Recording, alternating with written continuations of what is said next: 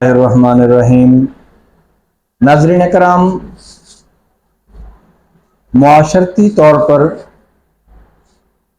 ہر ایک انسان بہت ساری الجھنوں میں جکڑا ہوا ہے۔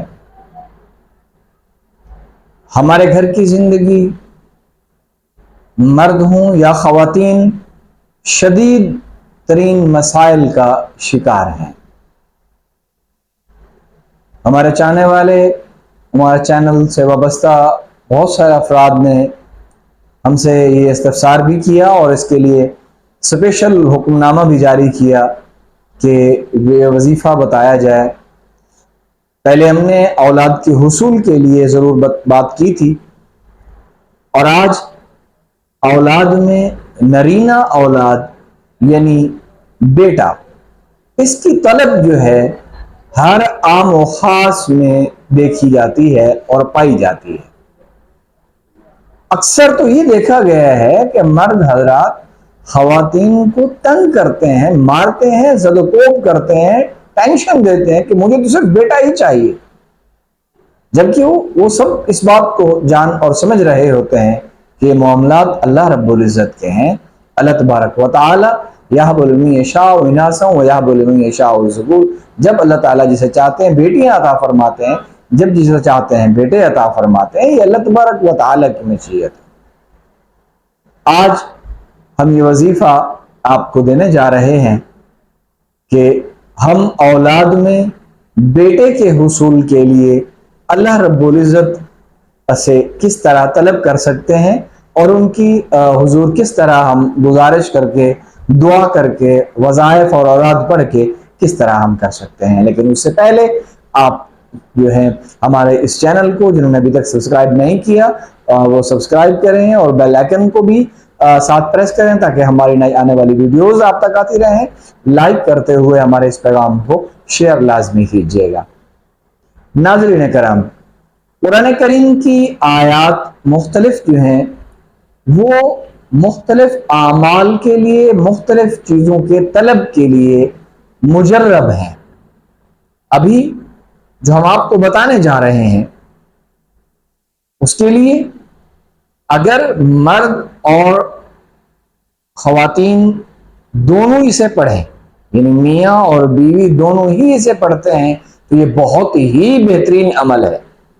اور اگر ایسا نہیں ہے، مصروفیت کی وجہ سے نہیں پڑھ سکتا مرد، تو میاں نہیں پڑھ سکتے تو بیوی کو پڑھنا یہ لازم ہے، تاکہ اتنی بڑی نعمت آپ کو حاصل۔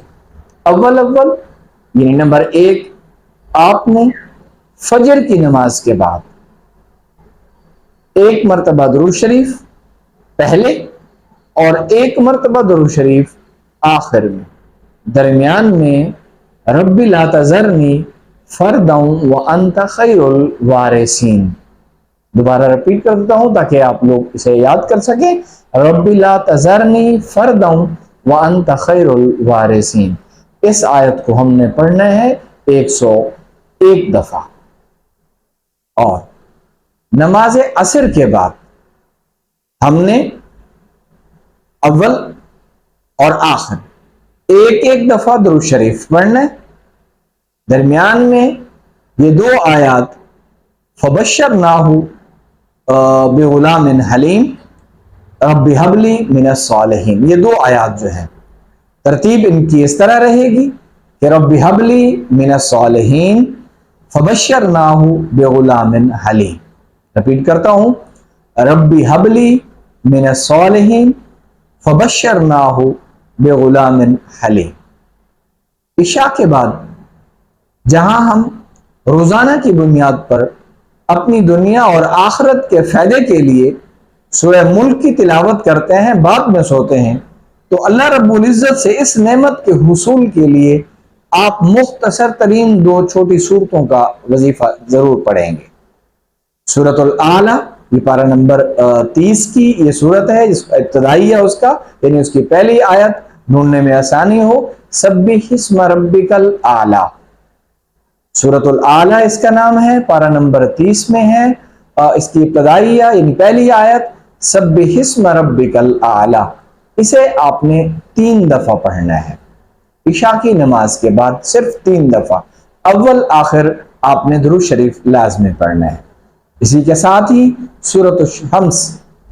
सूरत शम्स ये भी पारा नंबर 30 की है। इशा के बाद आपने अव्वल आखिर दुरूद शरीफ पढ़ने के बाद इस सूरत को भी सूरतुल आला के साथ मिलाना है, यानी 3 दफा। जैसे सूरतुल आला आप पढ़ रहे हैं, इसी तरह सूरत शम्स भी पढ़ेंगे।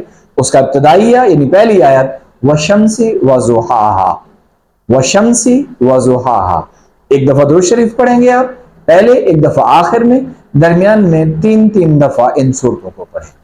यकीन है अल्लाह रब्बुल इज़्ज़त की ज़ात अक़दस पे कि अल्लाह तबारक व तआला से कि ये जो हम अजीम नेमत, एक दौलत बहुत बड़ी, एक बहुत बड़ा सरमाया जो हम अपना अल्लाह रब्बुल इज़्ज़त से हासिल करना चाहते हैं, अल्लाह तबारक व तआला हमें ज़रूर अता फरमाएंगे। और इस बात को ज़रूर याद रखिए, ये जो आपको बताया जा रहा है ये मुजर्रब तरीन आमाल है। ऐसा नहीं है कि आपको बता दिया गया बस बता दिया गया, नहीं। और 20 लोग आए हैं, मुझ फकीर तक बताया है मैंने, अल्हम्दुलिल्लाह उन्होंने पढ़ा है, अल्लाह ताला ने उन्हें बेटों की नेमत अता फरमाई है। तो आप हमारे इस चैनल को जहां सब्सक्राइब कर रहे हैं, मेरी आपसे दरख्वास्त है कि आप हमारे इस खूबसूरत पैगाम को हर एक आम व खास तक, अपने करीबी रिश्तेदारों तक ज़रूर पहुंचाएं। और कमेंट्स में हमारी हौसला अफजाई करते हुए कोई भी दुनियावी या उखरवी या दीनी कोई मामला है तो आप हमसे ज़रूर शेयर करें। इंशाअल्लाह हम आपके लिए उसका बेहतर हल कुरान और हदीस की सूरत में लाएंगे। व आखिर दावाना अनिल हम्दुलिल्लाहि रब्बिल आलमीन।